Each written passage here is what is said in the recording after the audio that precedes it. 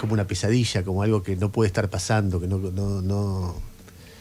¿Te parece que es increíble? Increíble. ¿Cómo estoy anunciando como periodista una noticia y la noticia es la muerte de un amigo?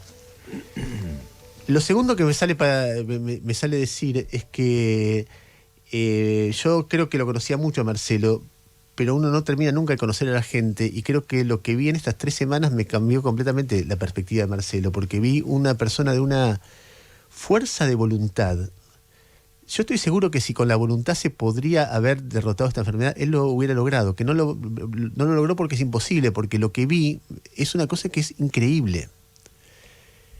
A ver, algunas anécdotas. Yo cuando a Marcelo lo internan por última vez, que fue la última semana de septiembre, el sábado lo externan, debe haber sido a ojo, te digo, sábado 29 de septiembre, y yo voy a la casa a la tarde, y estamos como 2 o 3 horas mirando fútbol. Marcelo se sentía mal, tenía la panza muy hinchada, etcétera.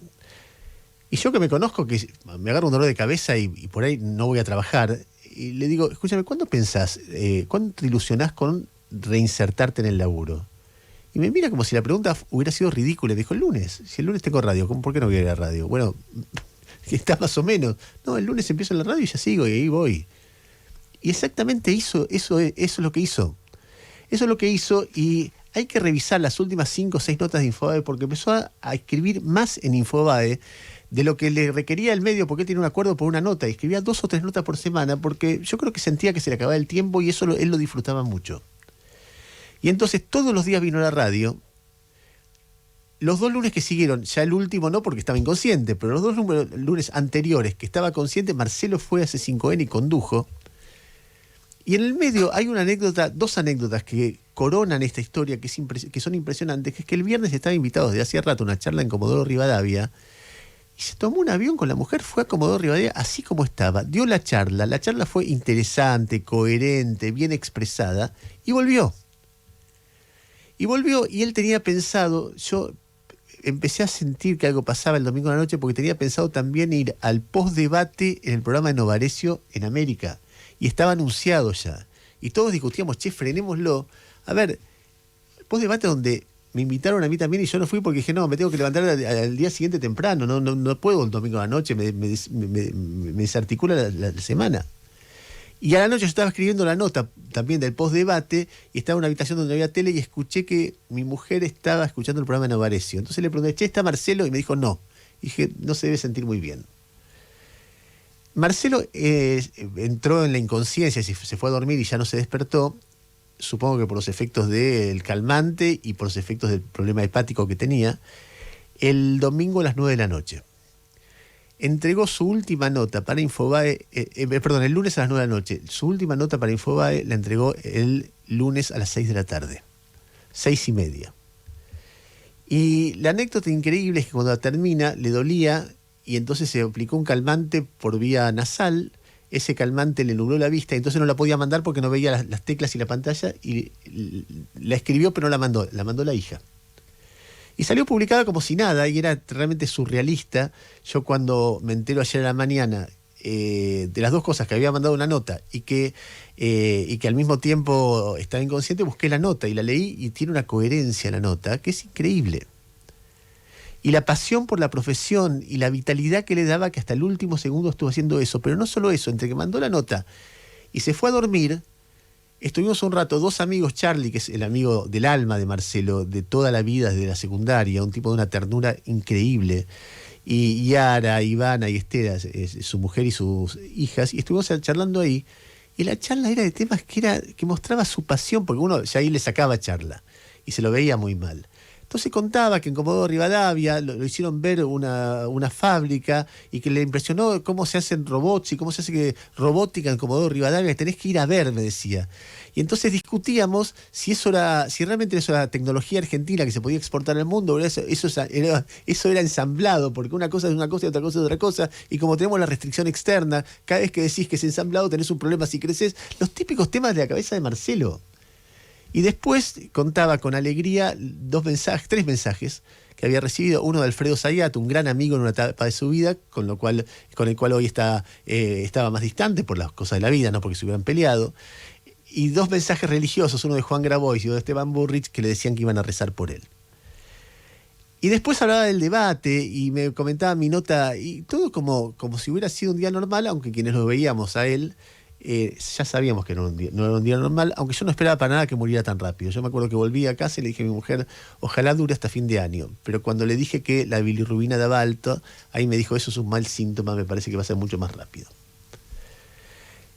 Yo lo conocí a Marcelo leyéndolo, como muchos, soy 5 años más joven. Y cuando yo me mudé a Buenos Aires y estudiaba psicología, en medio de la transición democrática, Marcelo participaba de 3 proyectos periodísticos que yo seguía mucho. Uno era la revista El Porteño, otro era la revista El Periodista y otro era el programa Sin Anestesia, que conducía Eduardo Liberti y cuyos principales columnistas eran Jorge Lanata y Marcelo Slotoviazda. Y era un tipo, yo lo leía y decía, ¿cómo sabe este tipo? Y qué interesante, tenía una prosa filosa, contaba cosas que nadie contaba, etcétera, etcétera, etcétera. Y cuando entré a Página 12 y hablé por primera vez con él, la primera sensación que tuve era, no puedo creer que me dirija la palabra Marcelo Slotoviazda.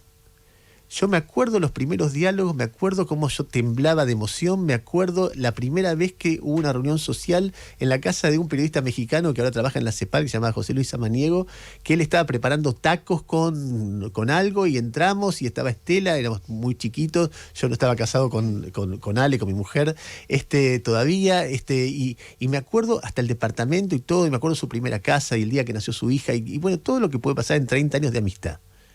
Nunca, en esos 30 años de amistad, ni siquiera hoy, perdí esa sensación, de admiración y de sentirse honrado porque Marcelo Slotoviazda te da bola. Siempre sentí qué honor que Marcelo fuera mi amigo. Y lo sentí porque lo veía, porque en 30 años nunca vi un gesto de miseria, pero además porque como colega le vi gestos de una genialidad y de una dignidad que me daba más orgullo. Por ejemplo, muy poca gente sabe porque, la vida pasa y porque nadie tiene por qué acordarse de esas cosas. Ni él se acordaba. Pero Marcelo inauguró una forma de hacer periodismo económico en la Argentina. El periodismo económico, hasta ese momento, por eso es injusto, pero creo que tuvo un rol como muy central. Por lo menos eso. Hasta ese momento, el periodismo económico mayoritariamente, como hoy, es un periodismo de números. Que vos decís, bueno, ¿cuánto hay de pobreza? ¿Cuánto hay de inflación? ¿Cuánto es la balanza de pagos? ¿Cuánto es el PBI? ¿Cuánto es el tipo de cambio? Etcétera, etcétera. ¿Cuánto son las exportaciones? ¿Cuánto? Y así. La inversión directa, no sé qué. Y Marcelo eso le puso nombres y caras, porque él decía, él escribía, decía, mira, acá hay empresarios. Y los empresarios tienen promoción industrial, y los empresarios fugan dinero, y los empresarios tienen ventajas y hacen lobby, y los empresarios compiten entre sí, y los empresarios cartelizan, y entonces empezó a hacer un periodismo con caras, y con intereses, y con nombres. Era tabú mencionar una empresa, porque eran todas avisadores. Y él mencionaba, y cuando nosotros empezamos a cubrir corrupción política en los 90, él decía, no se olvide de la corrupción económica. El periodismo tiene que denunciar también la corrupción económica. Entonces se metía con el Banco Mayo, con el Banco Patricios, con el Banco General de Negocios, que era intocable en ese momento, con el Banco de la Iglesia, que era el Banco Crédito Provincial. Se metía, una vez estaba feliz de la vida con el Banco República. El primer tipo que cubre los bancos como entidades corruptas es Marcelo.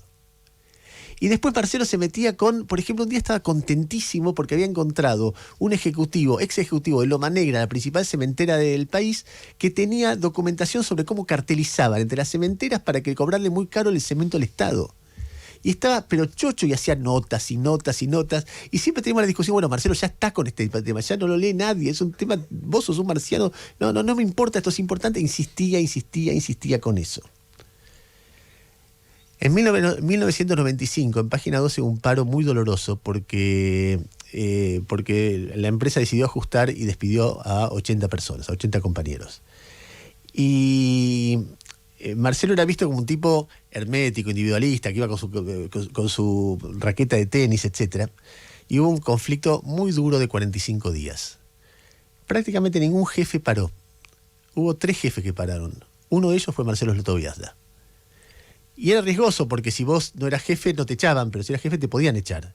Y el tipo dijo, no me importa, esto es injusto, reincorporan a alguien, den una cuota más de indemnización, pero si no se den nada yo paro. Y paró.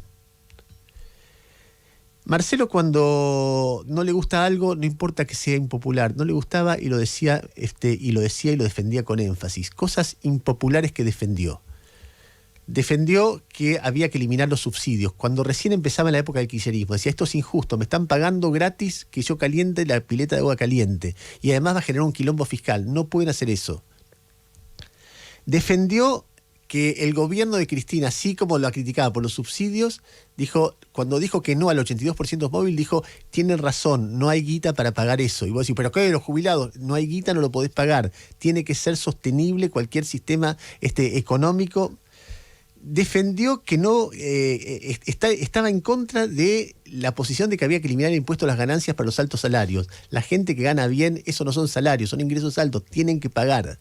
Y así sucesivamente. Era una máquina de defender cosas que en función de la racionalidad de las medidas y no importara qué pensaba la audiencia. Y como tal, era una máquina de hacer pensar. Era un tipo indisciplinado en los medios que estaba, pero era indisciplinado en el mejor sentido, porque no era un tipo que se hacía el macho para que se vea que es macho. No, él tenía sus convicciones y decía, bueno, la línea de tu medio es tal y yo pienso lo mío. Y ni te pregunto, en todo caso vos verás qué hacer conmigo. Y entonces, por ejemplo, yo me acuerdo un día, no le gustó una noticia de Mitre, el noticiero de Mitre, y arrancó diciendo, yo voy a pedir disculpas a mis compañeros de noticias, pero lo que acaba de decir el noticiero de Mitre es mentira. Había que decir eso, vos sabías que te jugabas el laburo. Y no lo hacía casi nadie. Y después en C5N, muchas cosas. La última es en plena campaña electoral, y creo yo, simpatizando más con Alberto Fernández que con Mauricio Macri, cuando Alberto dice, hay que pagarle gratis, hay que darle gratis los medicamentos a jubilados, dice, eso es demagogia. No explica de dónde saca la plata. Y cuando salían a explicarle en radio de dónde salía la plata, los volvía locos y decía, no explica, no hagan demagogia, porque eso es malo para el país. Imagínate los que lo escuchaban en un lado y en el otro, era mercenario para todos los fanáticos, un tipo libre es un mercenario. Y Marcelo no era un mercenario, era un tipo libre. A ver, algunas ideas de Marcelo que me parecen importantes sobre la sociedad. Marcelo quería, como dice en el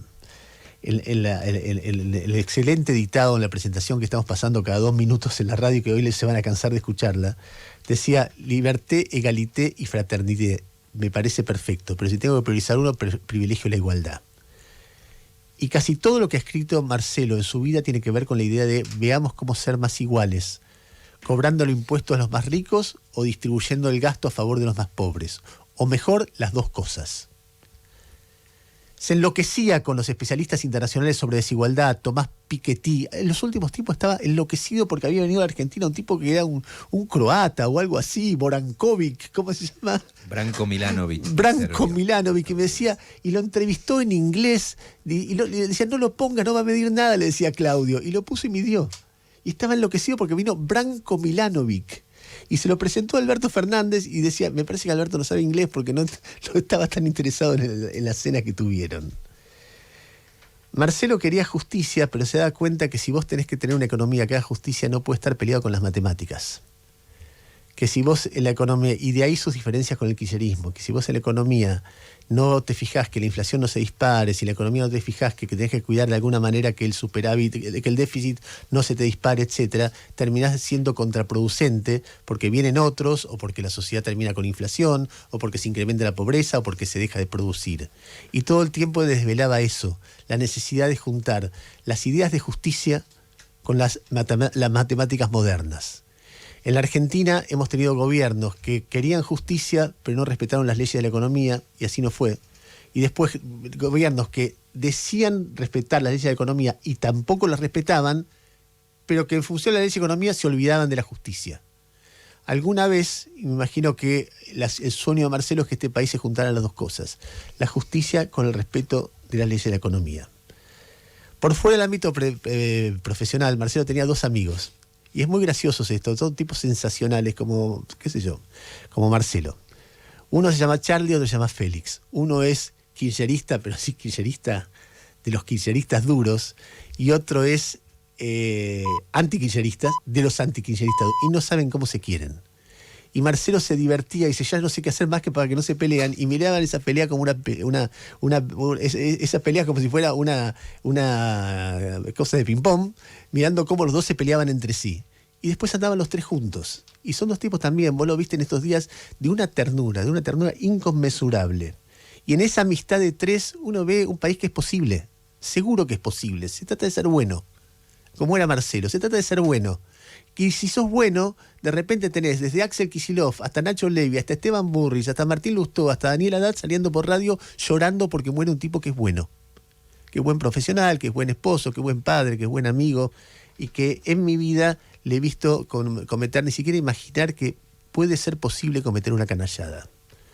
Así que nada, la despedida a Marcelo, que era un gran periodista. Es verdad que el periodismo argentino pierde un grande hoy, y para mí era un gran amigo, un hermano. Chau, hasta pronto. Radio con Voz 89.